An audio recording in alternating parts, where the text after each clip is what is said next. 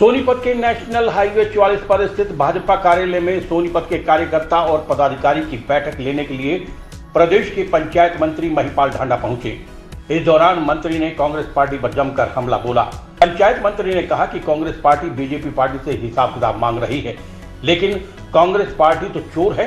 Congress party ने अपने कार्यकाल में जितने भी कार्य किए उन सभी में घोटाले हुए हैं। पहले कांग्रेस पार्टी अपने कार्यकाल के दौरान किए गए कार्यों का हिसाब दे और फिर बीजेपी पार्टी से अपने कार्यों का हिसाब मांगे। कांग्रेस पार्टी ने अपने कार्यकाल में सिर्फ जनता को झूठ बोलकर बरगलाने का काम किया है और हर जगह सिर्फ घोटाले ही घोटाले कांग्रेस पार्टी ने किए हैं। कांग्रेस पार्टी हरियाणा में बाप बेटा प्राइवेट लिमिटेड बनकर रह गई है। देखिए भाई, चोर तो कौन में सारी दुनिया में बेरा, मगर एक बात बताओ, सास तो बोले बोले छलनी भी बोले। 100 चूहे खा के बिल्ली हजको चली। सारा खानदान कांग्रेस का एडी से लेकर चोटी तक करप्शन में मरा पड़ा, भरा पड़ा, मुकदमे में फंसा पड़ा। ऐसे लोग हिसाब मांग रहे हैं। भाई किस चीज़ का हिसाब मांग रहे हो? क्या कर दिया? जाओ ना, कोई उजागर करो, कोई एक आधा कोई मारा भी। तुमने कहाँ से रोए? जो भी ईंट उठाते हैं उसके नीचे से एक स्पोड़ा निकल के आता है, एक घोटाला निकल के आता है। सारा देश लूट के भगा दिया। मुझे आदमियों में शर्म नहीं आती है कहती है ना कि भाई हिसाब मांगेंगे। मांगो हिसाब। तुम लोग और तुमसे पहले के जितने लोग थे हर सभा में हर जगह पे जाके जनता को बकाया कर दे।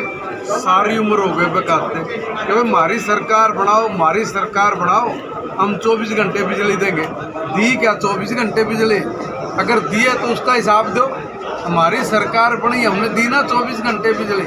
हम लोग आपको ये कह रहे हैं कि भाई आप नो बता दो कि भाई तुमने हरियाणा प्रदेश के कितने किसानों की ज़मीन पे सैंक्शन 4 लगा के अपने दलालों को किसानों के पास बेच कर उनकी ज़मीन हड़पी।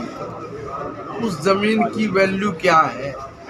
कितने लाख करोड़ रुपए की ज़मीन पे आप लोगों ने हाथ साफ किया और किसान को बर्बाद किया। दे दो हिसाब। हिसाब हम कह रहे हैं आपको, हमारा भी ले लो और अपना भी दे दो। मामी ये कह रहे हैं कि भाई हमने अपने जीजा जी को 1 लाख रुपए से अरबोपति बना दिया। वो सूत्र इस प्रदेश की जनता तक भी बता दो और इसका हिसाब भी दे दो।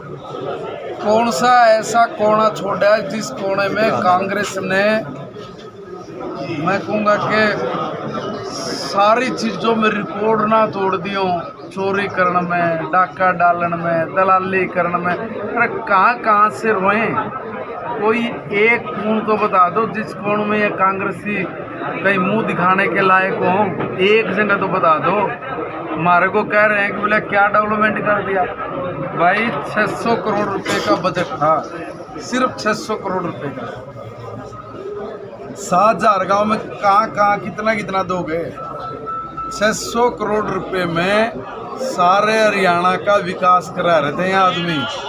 किसी गांव में चौपाल नहीं, किसी गांव में फीणी नहीं, किसी गांव में धर्मशाला नहीं, किसी गांव में कोई रिपेयर का काम नहीं, कोई स्कूल की 4 दीवारें नहीं, कोई स्कूल के कमरे नहीं, कहीं कुछ भी नहीं था। 2014 में हमने आते 600 करोड़ से 3000 करोड़ किया और आज 7200 करोड़ रुपए का बजट है गाँव का।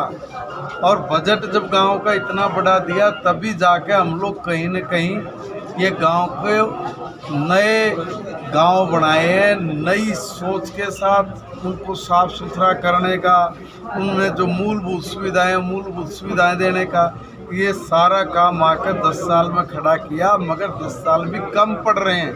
फिर मजबूत खड़े तो जब इनके जिला अध्यक्ष भी नहीं बन लिए, मजबूत कहाँ थे? देखो भाई, कुल 100 का जोड़ यूँ है कि काठ की हांडी बार नहीं चढ़ती, एक बार चढ़ गई। एक बार इन्होंने फर्जी घोषणाएं करके, फर्जी नारे लगा के लोगों को बहका लिया।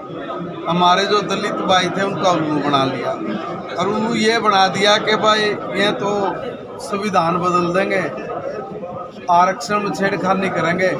इतने बदमाश लोग में जब तो कह रहे मैं कहाँ से रोए इन लोगों को।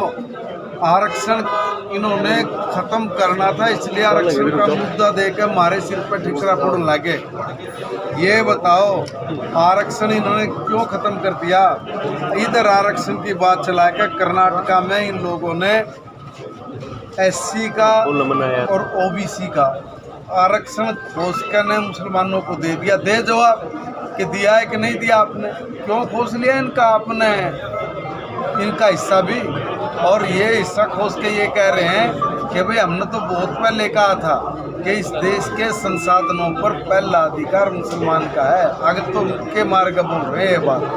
अब आंदोलन की ये कह रहे हैं कि भाई संविधान बदल देंगे। तो संविधान कहाँ बदलेंगे?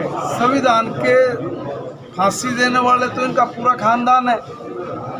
इनके परिवार के नेता स्वर्गीय इंदिरा गांधी जी गलत तरीके से चुनाव जीतकर ने प्रधानमंत्री बन गए। जब वो प्रधानमंत्री बने तो एक आदमी ने उसको कोर्ट में चैलेंज कर दिया, हार गए।